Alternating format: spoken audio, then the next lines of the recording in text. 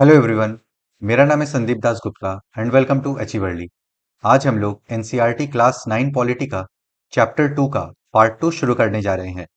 Previous chapter के lectures upload हो चुके हैं और मैंने क्लास 9 पॉलिटी का एक सेपरेट प्लेलिस्ट भी क्रिएट कर दिया है। प्लेलिस्ट का लिंक आपको इस वीडियो के डिस्क्रिप्शन बॉक्स में मिल जाएगा, तो जो लोग नए आए हैं वहां से उन वीडियोस को देख सकते हैं।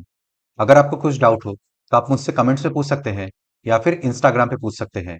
इंस्टाग्राम का लिंक आपको इस वीडियो के डिस्क्रिप्शन बॉक्स में मिल जाएगा। एनसीईआरटी के बुक्स को आप एनसीईआरटी की वेबसाइट से फ्री में डाउनलोड कर सकते हैं, तो वहां से आप इस बुक को डाउनलोड कर लें और आज का लेक्चर देखने के बाद एक बार इस चैप्टर को पढ़ लें, जिससे कि आपको और अच्छे से समझ में आ जाएगा।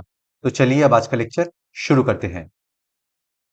चैप्टर 2, कॉन्स्टिट्यूशनल डिजाइन, संविधान निर्माण।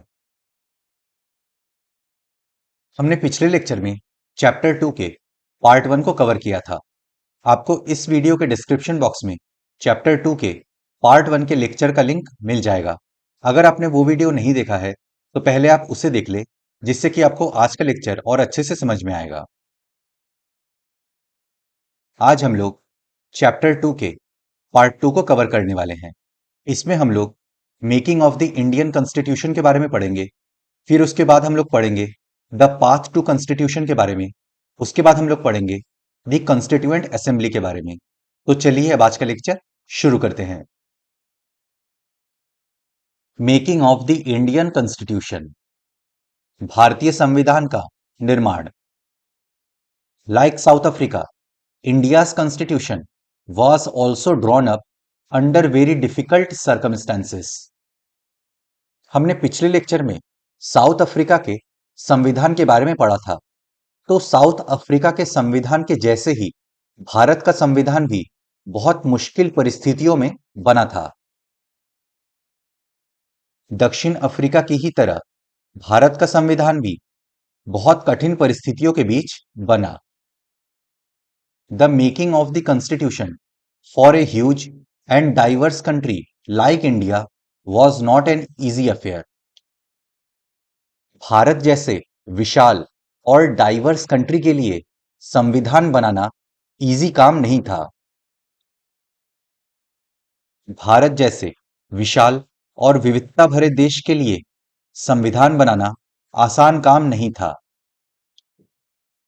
Eight that time the people of India were emerging from the status of subjects to that of citizens. Britishers ने भारत पर शासन किया था, तो उस वक्त लोग गुलाम की हैसियत से बाहर निकलकर नागरिक की हैसियत पाने जा रहे थे।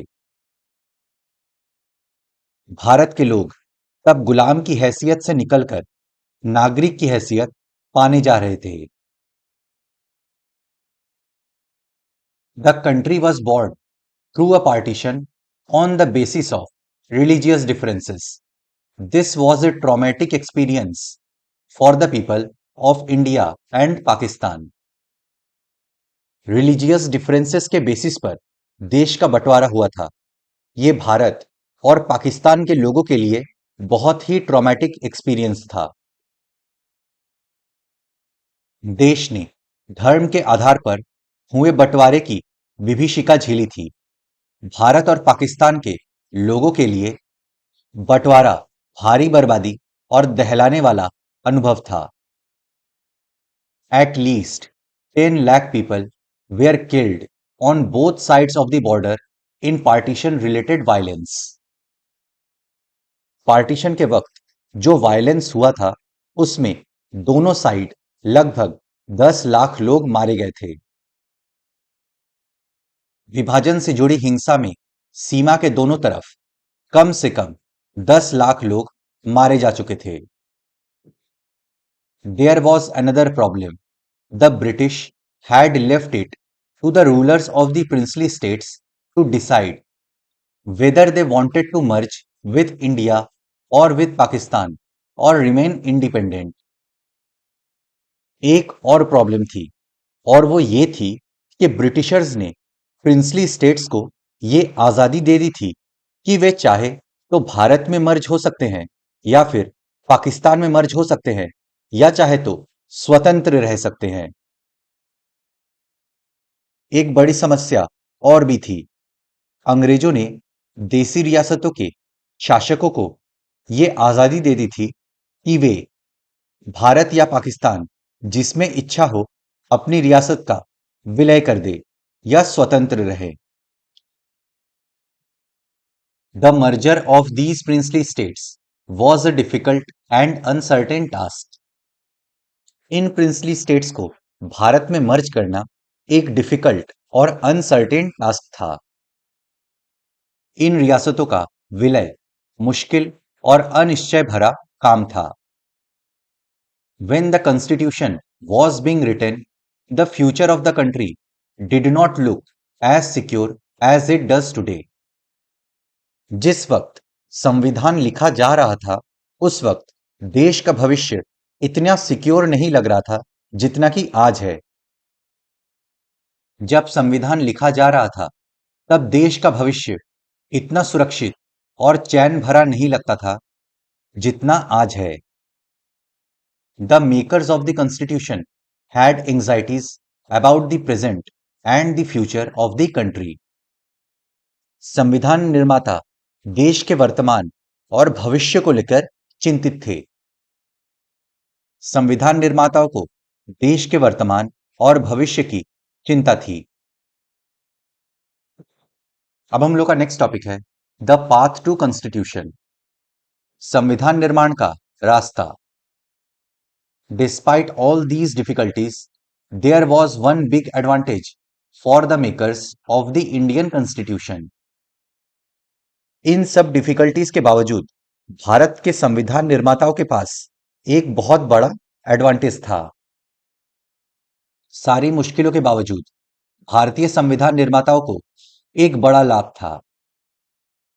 Unlike South Africa, they did not have to create a consensus about what a democratic India should look like. Much of this consensus had evolved during the freedom struggle. South Africa में जैसे constitution बनाते वक्त सभी बातों पर सहमति बनानी पड़ी थी, वैसा सिचुएशन भारत में नहीं था। भारत में फ्रीडम स्ट्रगल के दौरान ही डेमोक्रेटिक इंडिया कैसा होना चाहिए, इस पे ज्यादातर बातों पे सहमति बन चुकी थी। दक्षिण अफ्रीका में जिस तरह संविधान निर्माण के दौर में ही सारी बातों पर सहमति बनानी पड़ी, वैसी स्थिति उस समय के भारत में नहीं थी। भारत में आजादी की लड़ाई के दौरान ही लोकतंत्र समेत अधिकांश बुनियादी बातों पर राष्ट्रीय सहमति बनाने का काम हो चुका था। Our national movement was not merely a struggle against a foreign rule. It was also a struggle to rejuvenate our country and to transform our society and politics. हमारा नेशनल मूवमेंट फॉरेन रूल के खिलाफ सिर्फ एक struggle नहीं था, बल्कि हमारे national movement ने हमारे समाज को, हमारे राजनीति को ट्रांसफॉर्म करने का प्रयास किया और उसे रिवाइव यानी पुनर्जीवित करने का भी प्रयास किया। हमारा राष्ट्रीय आंदोलन सिर्फ एक विदेशी सत्ता के खिलाफ संघर्ष भर नहीं था। ये न केवल अपने समाज को फिर से जगाने का, वरन अपने समाज और राजनीति को बदलने और नए सिरे से गढ़ने का आंदोलन भी था। There were sharp differences of opinion within the freedom struggle about the path India should take after independence. Bharat को आजादी मिलने के बाद भारत को किस रास्ते पर चलना चाहिए, इस सवाल पर भी फ्रीडम स्ट्रगल के दौरान लोगों के ओपिनियन में काफी डिफरेंसेस थे। आजादी के बाद भारत को किस रास्ते पर चलना चाहिए, इसे लेकर आजादी के संघर्ष के दौरान भी तीखे मतभेद थे। Such differences exist even today, yet some basic ideas had come to be accepted by almost everyone. ऐसे कुछ डिफरेंसेस आज भी बनी हुई है, बट कुछ बेसिक विचारों पर सभी लोगों में सहमति बन चुकी है। ऐसे कुछ मतभेद अब तक भी बने हुए हैं, पर कुछ बुनियादी विचारों पर लगभग सभी लोगों की सहमति कायम हो चुकी थी। As far back as in 1928, Motilal Nehru and 8 other Congress leaders drafted a constitution for India. 1928 में ही मोतीलाल नेहरू जी और कांग्रेस के 8 दूसरे नेताओं ने मिलकर भारत का ड्राफ्ट कॉन्स्टिट्यूशन तैयार किया था। 1928 में ही मोतीलाल नेहरू और कांग्रेस के 8 अन्य नेताओं ने भारत का एक संविधान लिखा था।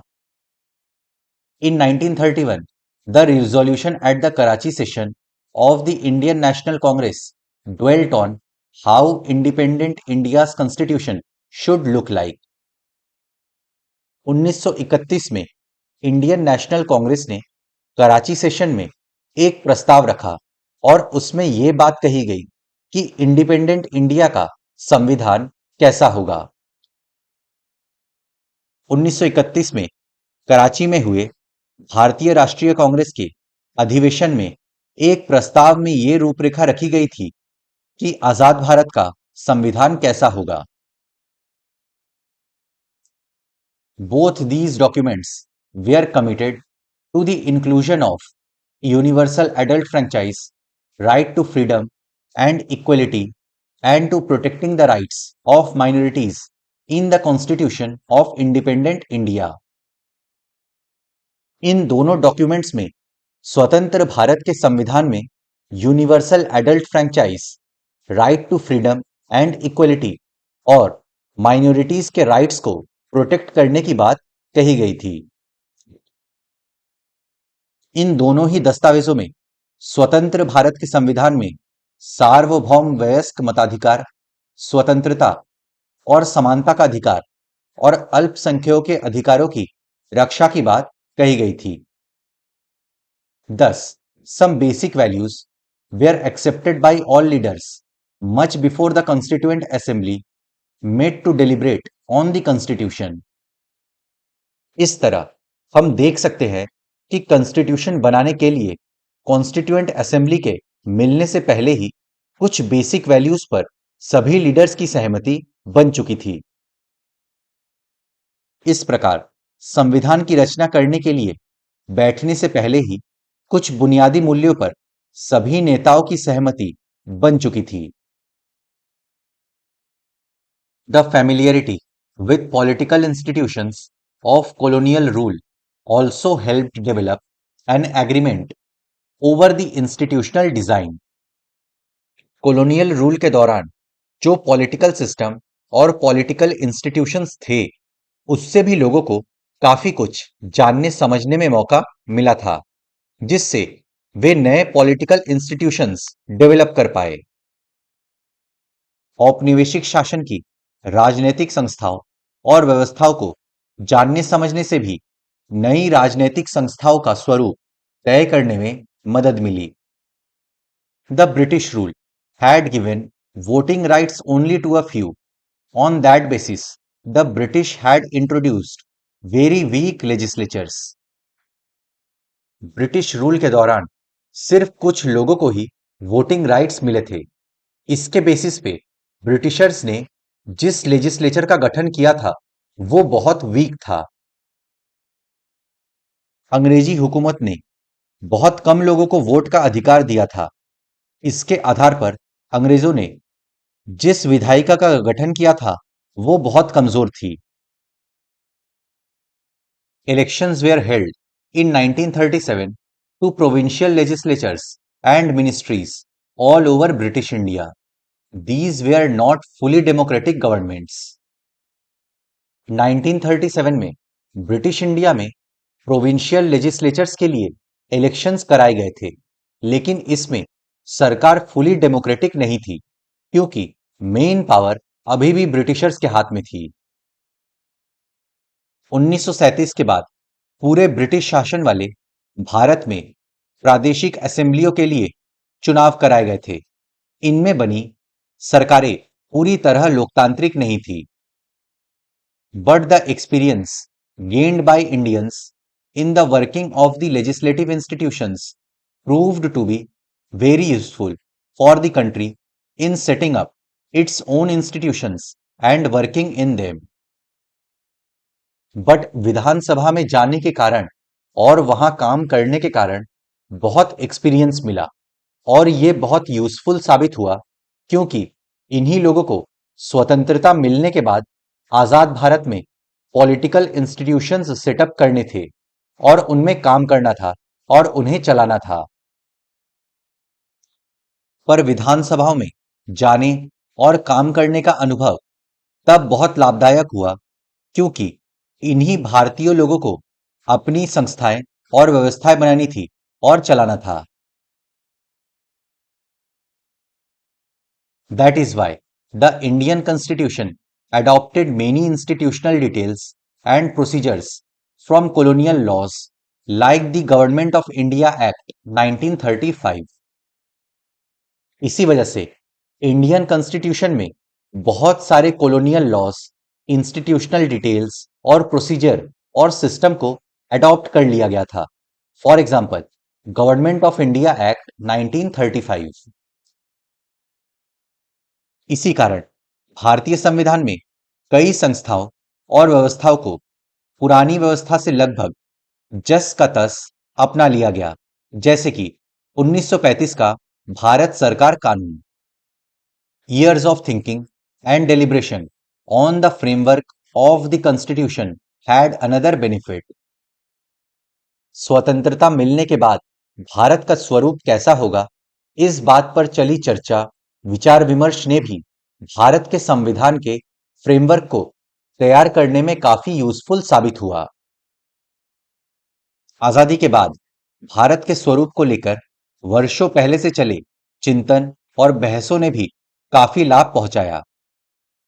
Our leaders gained confidence to learn from other countries, but on our own terms.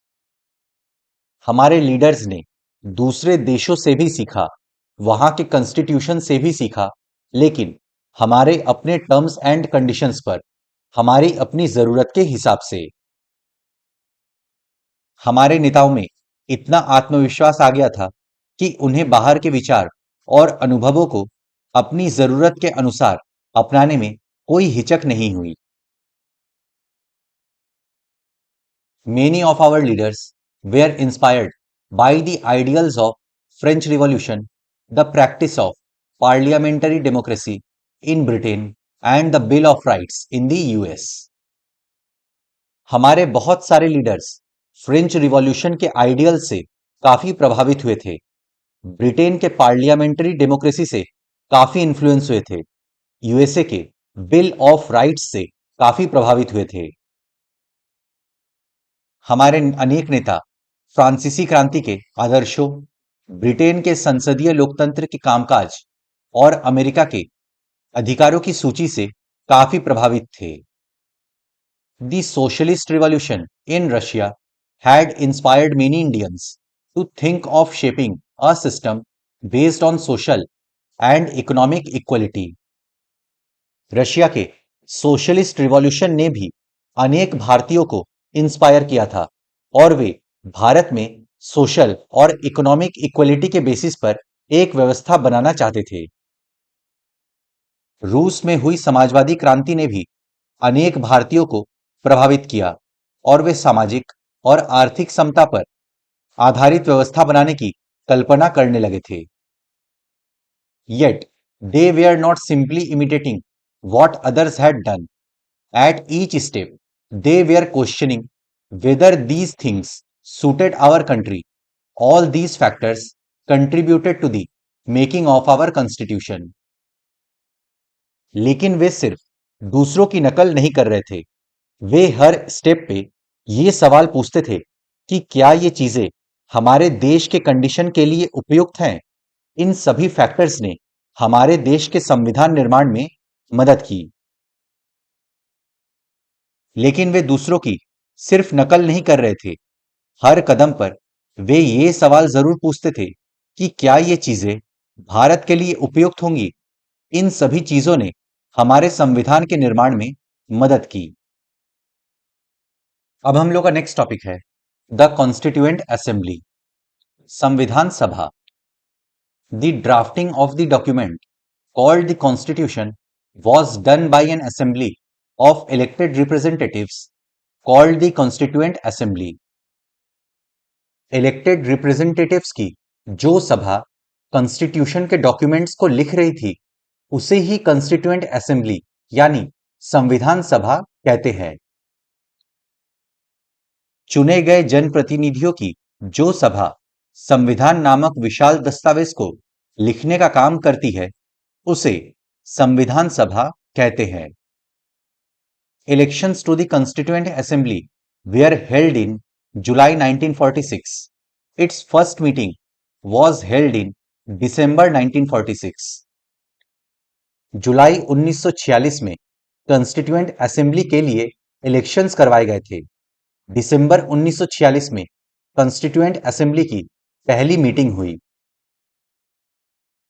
भारतीय संविधान सभा के लिए जुलाई 1946 में चुनाव हुए थे। संविधान सभा की पहली बैठक दिसंबर 1946 को हुई थी। Soon after, the country was divided into India and Pakistan. The Constituent Assembly was also divided into the Constituent Assembly of India and that of Pakistan. इसके बाद देश दो हिस्सों में बंट गया, भारत और पाकिस्तान। कॉन्स्टिट्यूएंट असेंबली भी दो हिस्सों में बंट गई, कॉन्स्टिट्यूएंट असेंबली ऑफ इंडिया और कॉन्स्टिट्यूएंट असेंबली ऑफ पाकिस्तान। इसके तत्काल बाद देश दो हिस्सों भारत और पाकिस्तान में बंट गया। संविधान सभा भी दो हिस्सों में बंट गई, भारत की संविधान सभा और पाकिस्तान की संविधान सभा। The constituent assembly that wrote the Indian constitution had 299 members. भारतीय संविधान को लिखने वाली कॉन्स्टिट्यूएंट असेंबली में 299 मेंबर्स थे। भारतीय संविधान लिखने वाली सभा में 299 सदस्य थे। The assembly adopted the constitution on 26 November 1949 but it came into effect on 26 January 1950। To mark this day we celebrate January 26 as Republic Day every year. Constituent assembly ने कॉन्स्टिट्यूशन को 26 नवंबर 1949 को अडॉप्ट कर लिया था, but 26 January 1950 से संविधान लागू हुआ, इसलिए हम लोग हर साल 26 जनवरी को रिपब्लिक डे मनाते हैं। इसने 26 नवंबर 1949 को अपना काम पूरा कर लिया। संविधान 26 जनवरी 1950 को लागू हुआ। इसी दिन की याद में हम हर साल 26 जनवरी को गणतंत्र दिवस मनाते हैं। Why should we accept the constitution made by this assembly more than 6 decades ago? इस सभा द्वारा 50 साल से भी पहले बनाए संविधान को हम क्यों मानते हैं? We have already noted one reason above. The constitution does not reflect the views of its members alone. It expresses a broad consensus of its time. इसका एक रीजन ये है कि संविधान सिर्फ संविधान सभा के लोगों के विचारों को व्यक्त नहीं करता, बल्कि वो अपने समय के लोगों के बीच की सहमतियों को भी व्यक्त करता है। हमने पहले ही एक कारण का जिक्र किया है। संविधान सिर्फ संविधान सभा के सदस्यों के विचारों को ही व्यक्त नहीं करता है, ये अपने समय की व्यापक सहमतियों को व्यक्त करता है। Many countries of the world have had to rewrite their constitution afresh because the basic rules were not acceptable to all major social groups or political parties. बहुत सारे देशों को अपने संविधान फिर से लिखने पड़े हैं क्योंकि संविधान में लिखी गई बेसिक रूल्स से वहां के मेजर सोशल ग्रुप्स और पॉलिटिकल पार्टीज सहमत नहीं थे। दुनिया के कई देशों में संविधान को फिर से लिखना पड़ा क्योंकि संविधान में दर्ज बुनियादी बातों पर ही वहां के सभी सामाजिक समूहों या राजनीतिक दलों की सहमति नहीं थी। In some other countries the constitution exists as a mere piece of paper no one actually follows it. कुछ देशों में संविधान सिर्फ पेपर पर ही एग्जिस्ट करता है, मतलब बस लिखा हुआ है, उसे कोई फॉलो नहीं करता। कई देशों में संविधान है, पर वो कागज का टुकड़ा या किसी भी अन्य किताब की तरह का दस्तावेज भर ही है, कोई भी उस पर आचरण नहीं करता। The experience of our constitution is different. Over the last half a century, several groups have questioned some provisions of the constitution. लेकिन हमारे संविधान का एक्सपीरियंस अलग है।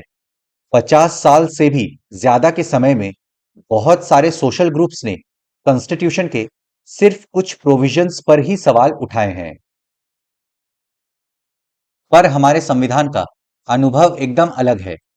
पिछली आधी सदी से ज्यादा की अवधि में अनेक सामाजिक समूहों ने संविधान के कुछ प्रावधानों पर सवाल उठाए।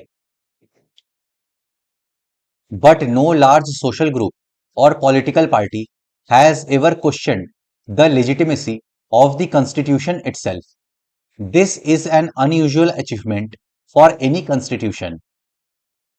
बट किसी भी बड़े सोशल ग्रुप ने या फिर पॉलिटिकल पार्टी ने कॉन्स्टिट्यूशन की वैधता पर सवाल नहीं उठाया है। ये हमारे देश के संविधान की एक असाधारण उपलब्धि है। पर किसी भी बड़े सामाजिक समूह या राजनीतिक दल ने खुद संविधान की वैधता पर सवाल नहीं उठाया। ये हमारे संविधान की एक असाधारण उपलब्धि है। The second reason for accepting the constitution is that the constituent assembly represented the people of India. Constitution को एक्सेप्ट करने का दूसरा रीजन है कि कॉन्स्टिट्यूएंट असेंबली के मेंबर्स ने भारत के लोगों को ही रिप्रेजेंट किया था। संविधान को मानने का दूसरा कारण यह है कि संविधान सभा भी भारत के लोगों का ही प्रतिनिधित्व कर रही थी। There was no universal adult franchise at that time, so the constituent assembly could not have been chosen directly by all the people of India. उस वक्त भारत में यूनिवर्सल एडल्ट फ्रेंचाइज नहीं था, तो भारत के लोग कॉन्स्टिट्यूएंट असेंबली के मेंबर्स का चुनाव डायरेक्टली नहीं कर सकते थे। उस समय सार्वभौम वयस्क मताधिकार नहीं था, इसलिए संविधान सभा का चुनाव देश के लोग प्रत्यक्ष ढंग से नहीं कर सकते थे। It was elected mainly by the members of the existing provincial legislatures that we mentioned above. Constituent assembly के मेंबर्स का चुनाव मेनली उस वक्त के प्रोविंशियल लेजिस्लेचर्स के मेंबर्स ने किया था। इसका चुनाव मुख्य रूप से उन प्रांतीय असेंबलियों के सदस्यों ने ही किया था जिनका जिक्र हम पहले कर चुके हैं। This ensured a fair geographical share of all members from all the regions of the country. इस वजह से कॉन्स्टिट्यूएंट असेंबली में देश के सभी क्षेत्रों से मेंबर्स आए थे। इसके कारण देश के सभी भौगोलिक क्षेत्रों का इसमें उचित प्रतिनिधित्व हो गया था। The assembly was dominated by the Indian National Congress, the party that led India's freedom struggle. Constituent assembly में इंडियन नेशनल कांग्रेस के मेंबर्स का डोमिनेशन था, जिन्होंने भारत के फ्रीडम स्ट्रगल की अगुवाई की थी। इस सभा में भारतीय राष्ट्रीय कांग्रेस के सदस्यों का प्रभुत्व था, जिसने राष्ट्रीय आंदोलन की अगुवाई की थी। But the Congress itself included a variety of political groups and opinions. But Congress के अंदर भी कई तरह के पॉलिटिकल ग्रुप्स थे और लोगों के वैरायटी ऑफ ओपिनियंस भी थे। पर स्वयं कांग्रेस के अंदर कई राजनीतिक समूह और विचारों के लोग थे। The assembly had many members who did not agree with the Congress. Constituent assembly में ऐसे कई मेंबर्स थे जो कांग्रेस के विचारों से सहमत नहीं थे। सभा में कई सदस्य ऐसे थे जो कांग्रेस के विचारों से सहमत नहीं थे। In social terms too, the assembly represented members from different language groups, castes, classes, religions and occupations. सामाजिक रूप में भी कॉन्स्टिट्यूएंट असेंबली में different caste, class, occupation, language, religion के लोग थे। कॉन्स्टिट्यूएंट असेंबली काफी डाइवर्स था।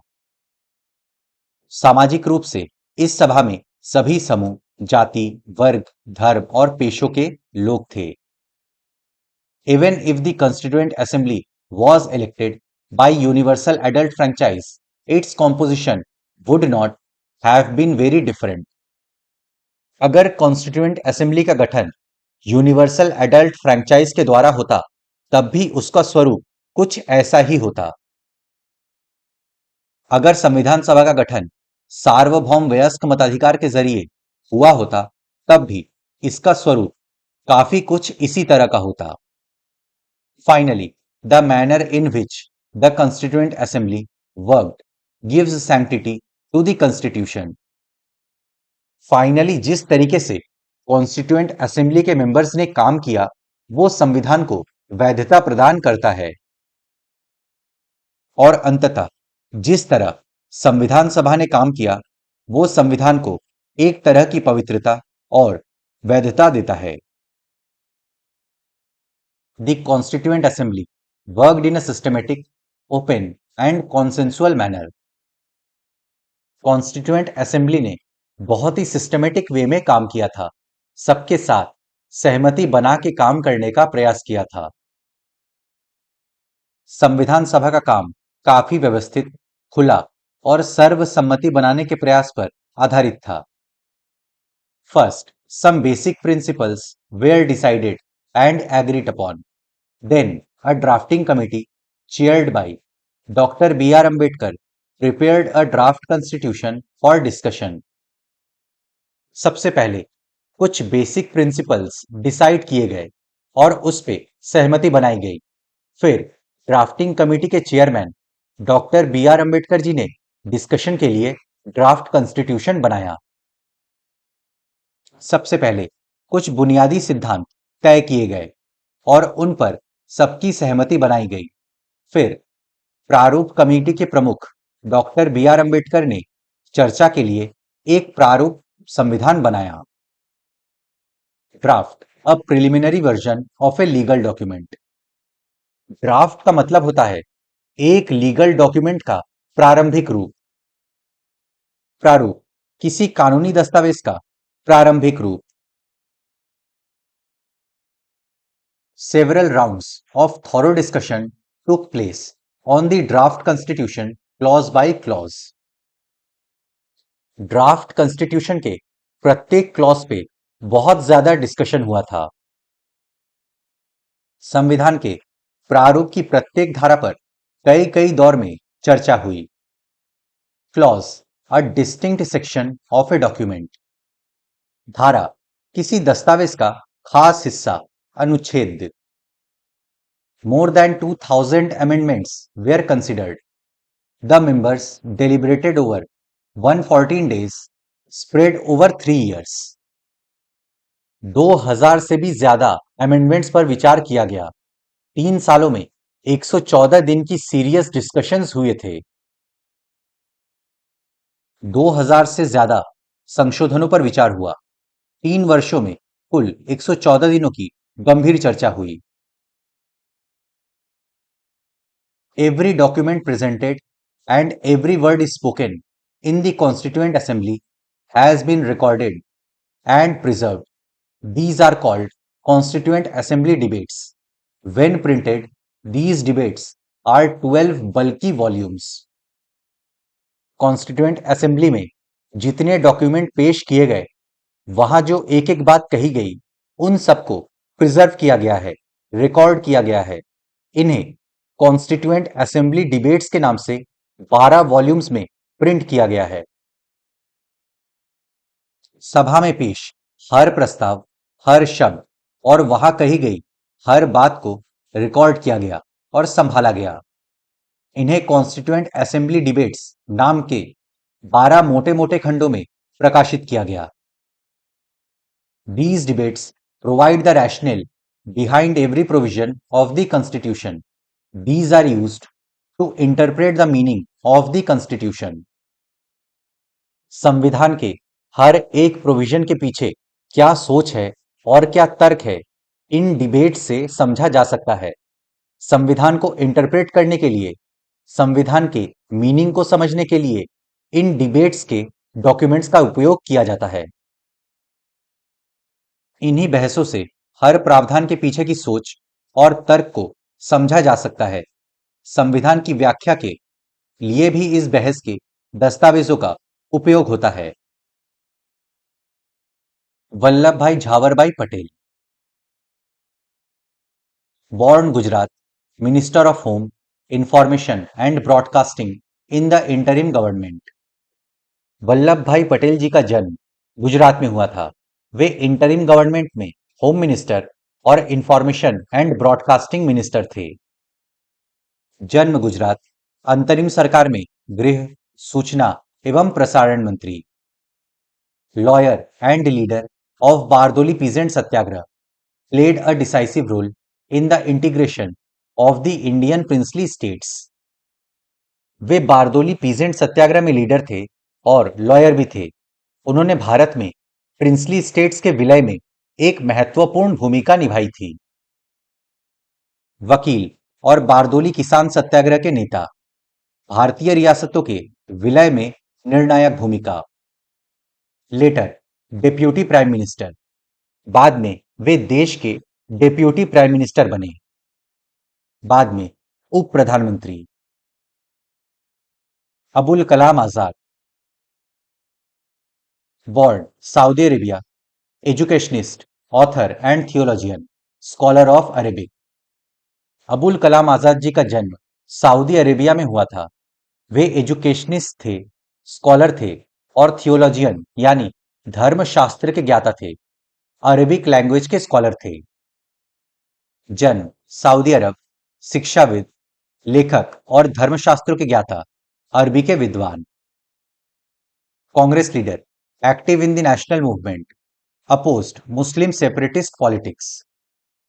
वे कांग्रेस लीडर थे, नेशनल मूवमेंट में काफी एक्टिव थे, मुस्लिम सेपरेटिस्ट पॉलिटिक्स के विरोधी थे। कांग्रेसी नेता, राष्ट्रीय आंदोलन में अग्रणी भूमिका, मुस्लिम अलगाववादी राजनीति के विरोधी।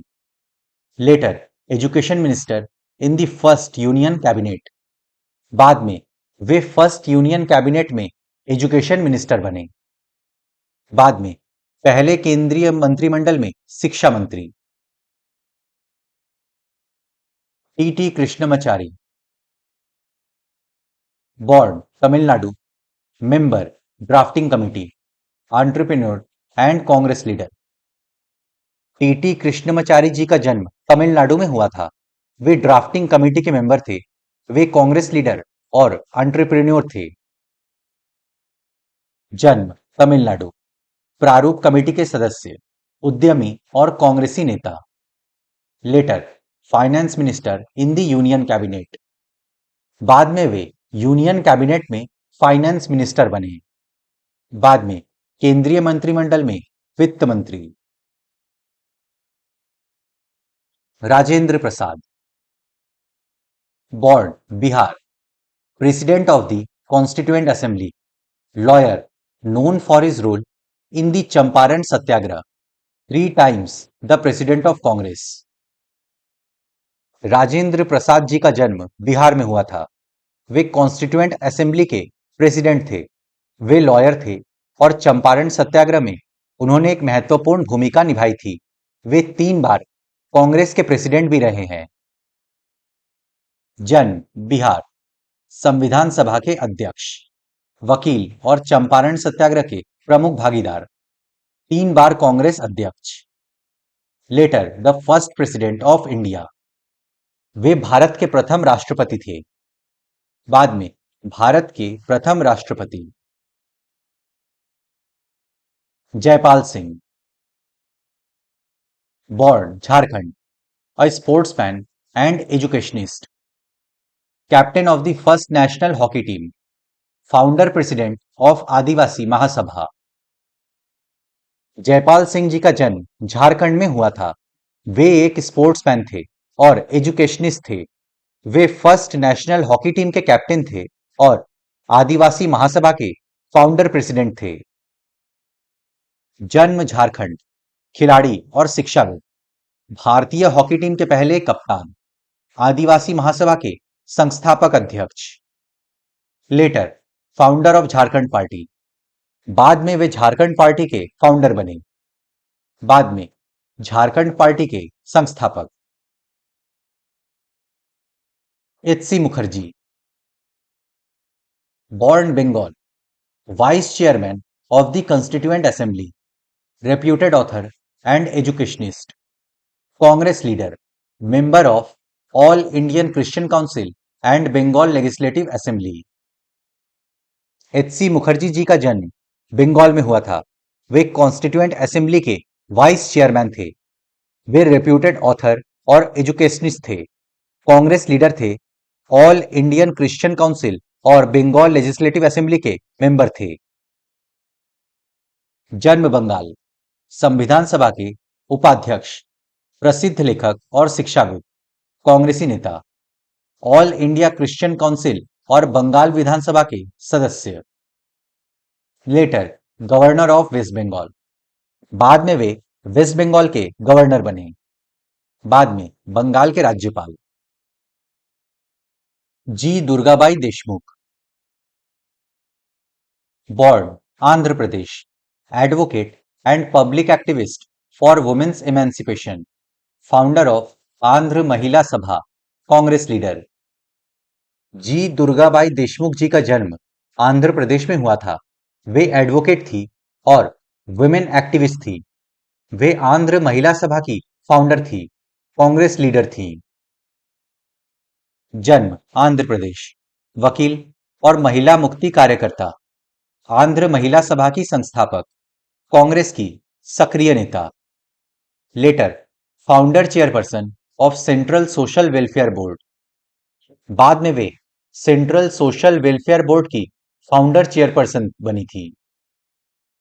बाद में केंद्रीय समाज कल्याण बोर्ड की संस्थापक अध्यक्ष। Baldev Singh, born Haryana, a successful entrepreneur and leader of the Panthik Akali Party in the Punjab Assembly, a nominee of the Congress in the Constituent Assembly। Baldev Singh ji का जन्म हरियाणा में हुआ था। वे एक सक्सेसफुल एंटरप्रेन्योर थे और पंजाब असेंबली में पंथिक अकाली पार्टी के लीडर थे। कॉन्स्टिट्यूएंट असेंबली में कांग्रेस द्वारा मनोनीत थे। जन्म हरियाणा, सफल उद्यमी और पंजाब विधानसभा में पंथक अकाली पार्टी के नेता, संविधान सभा में कांग्रेस द्वारा मनोनीत। Later defence minister in the union cabinet, बाद में वे यूनियन कैबिनेट में डिफेंस मिनिस्टर बने। बाद में केंद्रीय मंत्रिमंडल में रक्षा मंत्री। Kanhaiyalal Maneklal Munshi, born Gujarat, advocate, historian and linguist, Congress leader and Gandhian. K M Munshi ji का जन्म गुजरात में हुआ था। वे एक एडवोकेट, हिस्टोरियन और लिंग्विस्ट थे। वे गांधीयन प्रिंसिपल को फॉलो करते थे और कांग्रेस लीडर थे। जन्म गुजरात, वकील, इतिहासकार और भाषाविद, कांग्रेसी नेता और गांधीवादी। Later minister in the union cabinet, founder of the Swatantra Party, बाद में वे यूनियन कैबिनेट में मिनिस्टर बने और स्वतंत्र पार्टी के फाउंडर भी थे। बाद में केंद्रीय मंत्रिमंडल में मंत्री, स्वतंत्र पार्टी के संस्थापक। Bhimrao Ramji Ambedkar, born Madhya Pradesh, chairman of the drafting committee, social revolutionary thinker and agitator against caste divisions and caste based inequalities. Doctor B R Ambedkar ji का जन्म मध्य प्रदेश में हुआ था। वे ड्राफ्टिंग कमेटी के चेयरमैन थे। वे एक रिवॉल्यूशनरी थिंकर थे। उन्होंने कास्ट बेस्ड इनइक्वलिटीज और कास्ट डिवीजन के खिलाफ कई आंदोलन किए थे। जन्म मध्य प्रदेश, प्रारूप कमेटी के अध्यक्ष, सामाजिक क्रांतिकारी चिंतक, जातिगत बंटवारे और भेदभाव के खिलाफ अग्रणी आंदोलनकारी। Later law minister in the first cabinet of post independence India, founder of Republican party of India. बाद में वे फर्स्ट कैबिनेट में लॉ मिनिस्टर बने, रिपब्लिकन पार्टी ऑफ इंडिया के फाउंडर भी थे। बाद में स्वतंत्र भारत की पहली सरकार में कानून मंत्री, रिपब्लिकन पार्टी ऑफ इंडिया के संस्थापक। Shyama Prasad Mukherjee, born West Bengal, Minister for Industry and Supply in the interim government, educationist and lawyer, active in Hindu Mahasabha. Shyama Prasad Mukherjee ji का जन्म वेस्ट बंगाल में हुआ था। वे इंटरिम गवर्नमेंट में इंडस्ट्री एंड सप्लाई मिनिस्टर थे। वे एजुकेशनिस्ट और लॉयर थे। हिंदू महासभा में एक्टिव थे। जन्म पश्चिम बंगाल, अंतरिम सरकार में उद्योग एवं आपूर्ति मंत्री, शिक्षाविद और वकील, हिंदू महासभा में सक्रिय। लेटर फाउंडर प्रेसिडेंट ऑफ भारतीय जनसंघ, भारतीय जनसंघ के फाउंडर प्रेसिडेंट थे। बाद में भारतीय जनसंघ के संस्थापक। Jawaharlal Nehru, born Uttar Pradesh, prime minister of the interim government, lawyer and Congress leader, advocate of socialism, democracy and anti imperialism. Jawaharlal Nehru ji का जन्म उत्तर प्रदेश में हुआ था। वे इंटरिम गवर्नमेंट के प्राइम मिनिस्टर थे, कांग्रेस लीडर और लॉयर थे। एंटी इंपेरियलिज्म, सोशलिज्म और डेमोक्रेसी के पक्षधर थे। जन्म उत्तर प्रदेश, अंतरिम सरकार के प्रधानमंत्री, वकील और कांग्रेस नेता, समाजवाद, लोकतंत्र और साम्राज्यवाद विरोध के पक्षधर। Later first prime minister of India, बाद में भारत के प्रथम प्रधानमंत्री बने। बाद में भारत के प्रथम प्रधानमंत्री। Sarojini Naidu, born Andhra Pradesh, poet, writer and political activist, among the foremost women leaders in the Congress। Sarojini Naidu ji का जन्म आंध्र प्रदेश में हुआ था। वे एक कवयित्री, लेखिका और पॉलिटिकल एक्टिविस्ट थी। वे कांग्रेस की अग्रणी महिला नेताओं में से एक थी। जन्म आंध्र प्रदेश, कवयित्री, लेखिका और राजनैतिक कार्यकर्ता, कांग्रेस की अग्रणी महिला नेता। Letter governor of Uttar Pradesh, बाद में वे उत्तर प्रदेश की गवर्नर बनी। बाद में उत्तर प्रदेश की राज्यपाल। Somnath Lahiri, born West Bengal, writer and editor, leader of the Communist Party of India. Somnath Lahiri ji का जन्म वेस्ट बंगाल में हुआ था। वे राइटर और एडिटर थे। कम्युनिस्ट पार्टी ऑफ इंडिया के लीडर थे। जन्म पश्चिम बंगाल, लेखक और संपादक, भारतीय कम्युनिस्ट पार्टी के नेता। Later member of West Bengal legislative assembly, West Bengal legislative assembly के मेंबर भी थे। बाद में पश्चिम बंगाल विधानसभा में सदस्य। तो फ्रेंड्स, इसी के साथ हम लोग का आज का लेक्चर समाप्त होता है। अब नेक्स्ट लेक्चर में हम लोग चैप्टर 2 के पार्ट 3 को शुरू करेंगे। मैं आशा करता हूं कि आपको सब कुछ समझ में आ गया होगा। अगर आपको फिर भी कुछ डाउट है तो आप मुझसे कमेंट्स में पूछ सकते हैं या फिर इंस्टाग्राम पे पूछ सकते हैं। अपने फ्रेंड्स के साथ इस वीडियो को शेयर करें। वीडियो पसंद आए तो लाइक करें, चैनल को सब्सक्राइब करें। मैं मिलता हूं आपसे नेक्स्ट लेक्चर में। Good day to everyone. जय हिंद।